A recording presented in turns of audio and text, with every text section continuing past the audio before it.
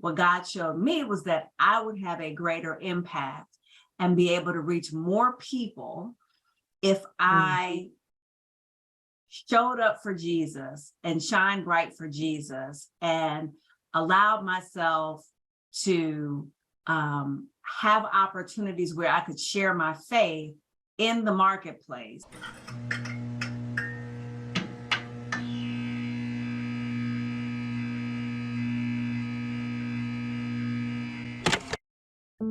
Hey KNC family, Tiara Cersei with Kingdom and Culture. I am so excited because we have one of my favorite season 1 guests, and this week, Mrs. Lori George Billingsley is with us. Hey Lori. Hey y'all. I'm so excited that you're back to share your short story of authenticity. I'm excited too. It's going to be fun. It is. It's always fun with you. I love it. So, without further ado, I will pass it on to you. Well, hey, Kingdom and Culture family. It's so nice to be back with you just for a couple of minutes to share my short story. And I'm so excited that Tiara is just following this vision that God's given her. And I can't wait to see all that He is going to do in and through her. So my short story is sort of an inflection point for me was when I was in the public relations profession, and I was also called into ministry.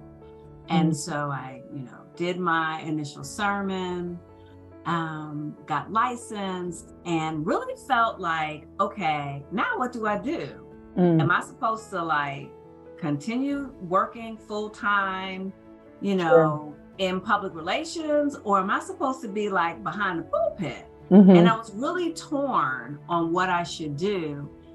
And one of the things that God really ministered to me was that my calling was outside the four walls of the church. And that I was a marketplace minister. And if you think about Jesus, we're gonna all stand up while I'm talking because I see the sun coming. Yeah. When you look at Jesus's ministry, the majority of his ministry was in the marketplace. Yes. And if you think about it, you probably will have a greater impact in your workplace around people who every day are looking for Jesus than you would if you were behind a pulpit. Now, I'm not saying that people behind pulpits don't have massive, massive influence and impact on people. I'm saying for me, what God showed me was that I would have a greater impact and be able to reach more people if I showed up for Jesus and shined bright for Jesus and allowed myself to have opportunities where I could share my faith in the marketplace. I would have a greater impact than I would behind the pulpit. And so I went ahead and ventured out in that space, and it helped me think differently about my work. I realized that, my mission field was where I was working. And so I had to, just like a missionary, I had to look for opportunities where I could share my faith. And so that was sort of a pivotal moment for me. And I've shared with Tiara before that there was a point in time where I kind of forgot that. And God just reminded me when I worked for one of the world's largest beverage companies that it's not about soda, it's about souls. And so it re-anchored me in no, I have to be 100% a businesswoman, and I have to advance, the business of where I'm working, but I also don't need to forget that the larger priority for me is that it is about souls, and it's an opportunity for me to bring others into the kingdom. That's my story. Now, I know you got follow-up questions, so I'm just going to pause. No, I think, that is so powerful. It's literally the heartbeat, right, behind Kingdom and Culture and what it is to be a marketplace minister. And so, I know that we've talked about in the past, And even as you stated, when we look at the example of Jesus, he really did find himself in the marketplace. He came out, he actually said, I came for the sinner, not for the person that's saved already. And so how practically, you know, along the roads of your career, how did you find those opportunities to share?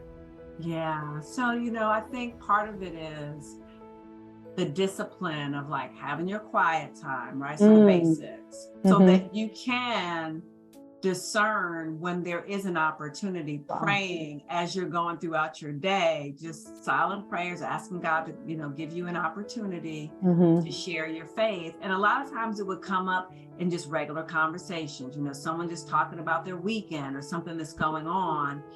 And you can see that there's some sort of point of crisis. So it could be with a project that they're working on. It could be with a family member. It could be with them. It could be with a friend. It could be with a boss.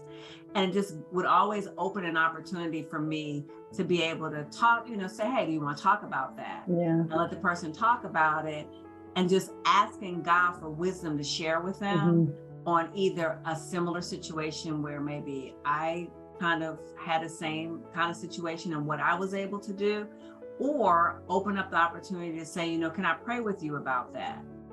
Sure. And I always felt like if you were in my office, like you kind of captive.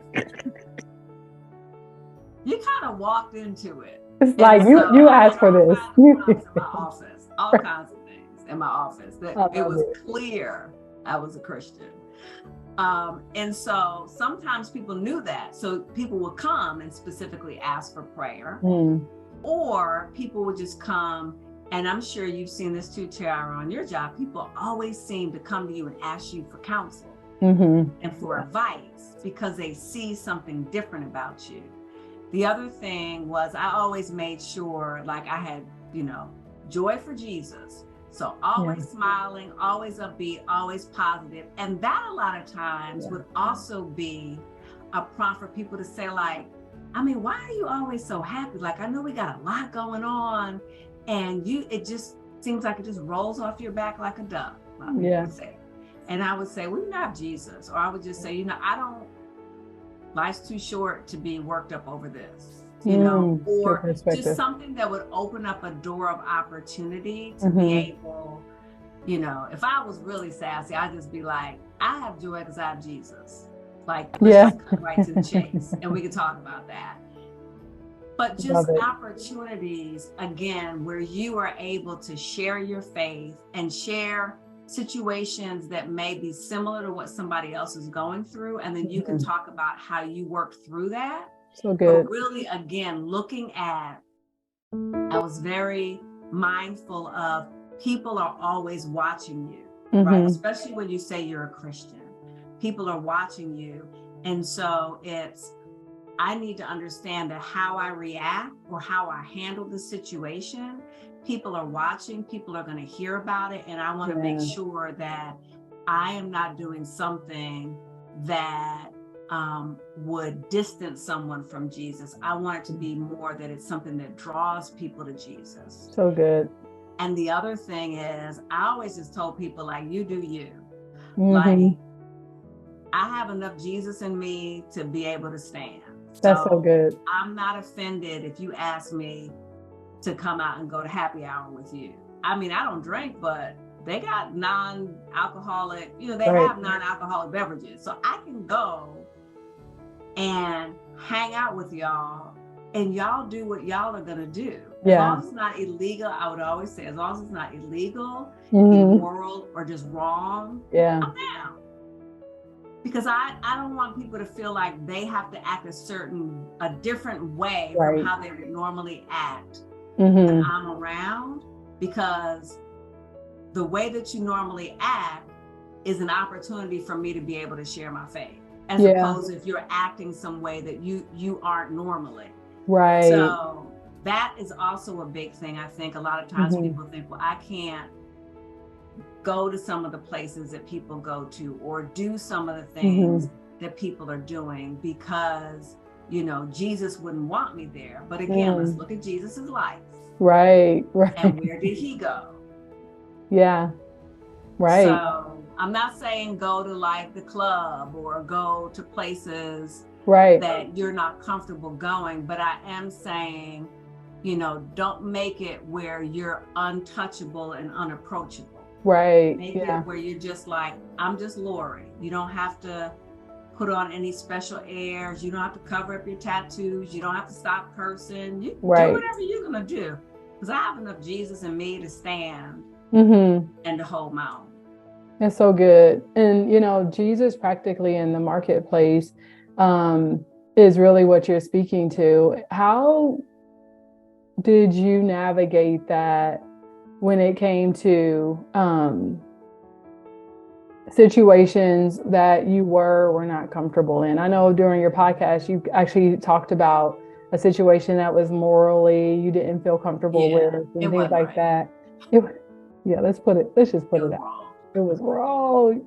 And, you navigating those, having to stand, when flat footed. And I think, like what I hear you saying too is every person doesn't have to operate the same exact way as believers, right? Like what may be okay for Tiara, if I can go, hang out downtown all night till 2 a.m., somebody else's curfew may be 10, and that's okay. So just also giving grace. But what did love look like in those situations where you were able to just kind of be holy yourself and allow them to be holy themselves, but still kind of draw those lines?